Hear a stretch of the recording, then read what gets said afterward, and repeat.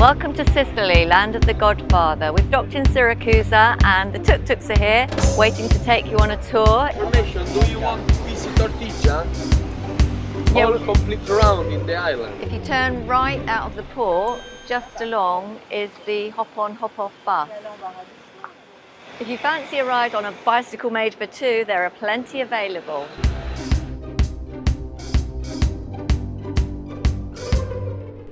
And they're electrically assisted. It's just a short stroll across the bridge. It's very pretty. The most ancient Doric temple in Western Greece dates back to the 6th century BC and was built for Apollo. And just behind it is a market. The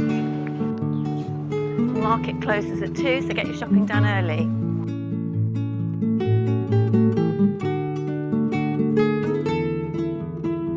The market currently surrounds the building that it used to be in.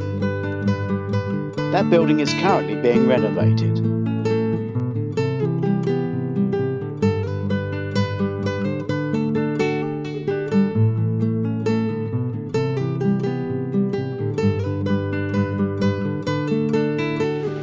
In the middle of the square is this beautiful fountain for Artemis, or Diana in English.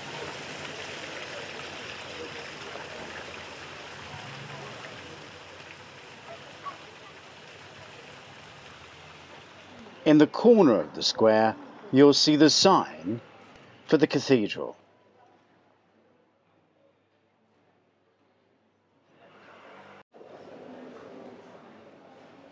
There are churches everywhere, and some you might never find if you haven't walked down the alleyway. This one is the Church of Santa Maria.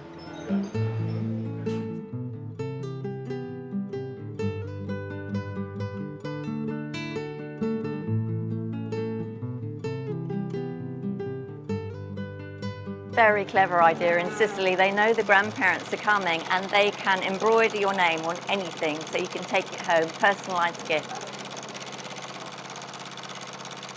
Wow, 50 years old? Mm-hmm. That's amazing. That's older than my machine and I can't do anything like that on it. Yeah, that's not a computer.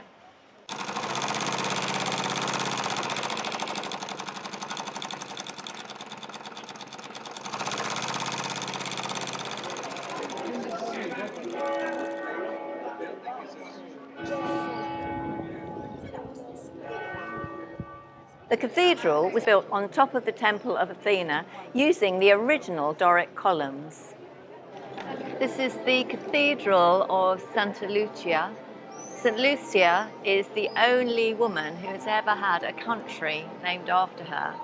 And this was originally a temple to Athena. The cathedral is the core of Siracusa. This structure was built on the Greek Doric temple of Athena. Hello, 2 tickets please. Which was itself built on older pre-Hellenic remains. It has been a religious site for a long time, which is the reason it was included as a UNESCO World Heritage Site in 2005. Their reasons for including Siracusa included the monuments and archaeological sites situated in Siracusa are the finest example of outstanding architectural creations spanning Greek, Roman and Baroque. There are many artifacts in the Siracusa Archaeological Museum. Jean will show you where that is at the end of the film.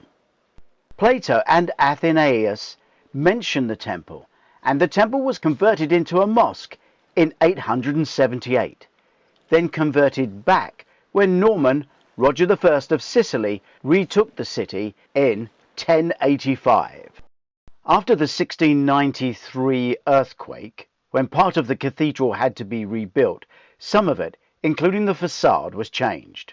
Since 2015, the cathedral has held a number of relics of St. Lucy, the patroness of the city. Although her actual church, the Baroque-style Roman Catholic Church, Santa Lucia alla Badia, and the female Benedictine monastery, built at the corner of the square at the site where St. Lucy was forced into prostitution, has now been deconsecrated. Jean will show us that before we move away from the square. There are 6 columns on the short sides and 14 on the long sides.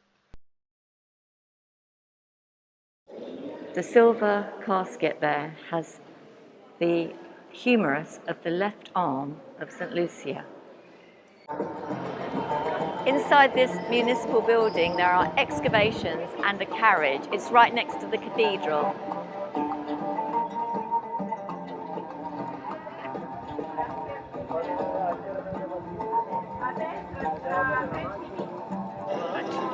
The Duomo Square is a must-see here, and behind me is the Church of St. Lucia.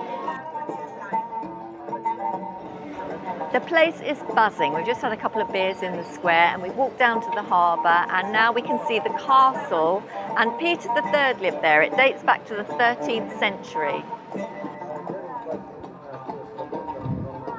The Castello Mariachi was surrounded on three sides by the sea, and the other side would have been a moat, and it looks like they have concerts here now. Even though it's closed on a Monday, you can still get right up close. You can come into the grounds, and inside it probably looks like, well, a castle.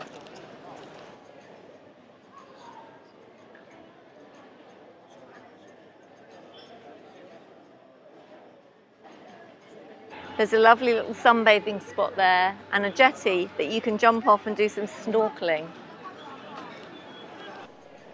We're heading back towards the ship now, but actually we're going to go straight past it, into the mainland, and pick up a couple of things that we missed. Siracusa is a delight. You can either turn right, cross the bridge into Ortygia, or you can turn left, walk through this shady park and find the Pantheon.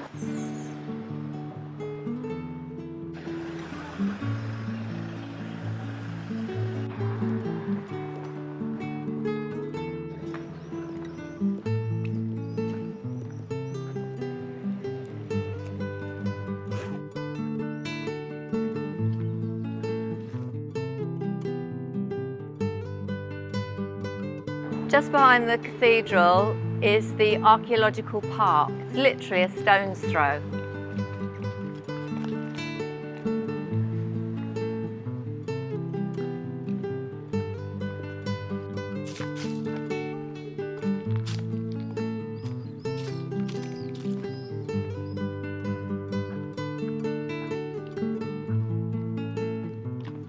Sadly, on a Monday, the Archaeological Museum is closed, so we can only show you the outside.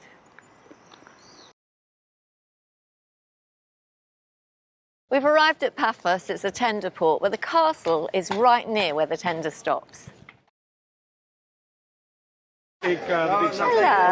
You're not going to bite me, are you? What? What? You can really imagine the layout, how it was. These pillars they've uncovered just really give the atmosphere, the Greek atmosphere. You can either turn left and go to the beach down by the archaeological site, or you can turn right, and it's quite a long walk, but there are nice beaches at the other end of the bay. So up the drawbridge we go. The original castle was destroyed in the earthquake, and it was rebuilt in the 13th century in the port. So 2 chairs and a parasol will cost you 50 Eastern Caribbean dollars, which is about £15. This bar is called Castaway. We're going to have an Indian meal. They've got sport TV and Wi-Fi. So the taxi here cost other cruisers $30 US. It cost us 4. So the food was free. These are the legendary walls from Troy 6, and if Helen did exist, she would have existed within these walls at that time. In the early excavations, they basically cut a trench through the hill, and they were looking for gold and stones, and what they did was destroyed what was here. Remember the old gag, how many people can you fit in a Mini? Well, how many people do you think you could fit in there? This was in the film starring Brad Pitt and Eric Bana called Troy. We're in Stockholm, and we're going to take you back to the 70s. The ABBA Museum is over there behind the Tivoli Fun Fair. In 1628, Vasa set sail on her maiden voyage, and here it is in all its glory, and then it sank in Stockholm harbour. He managed to locate the exact position of the ship.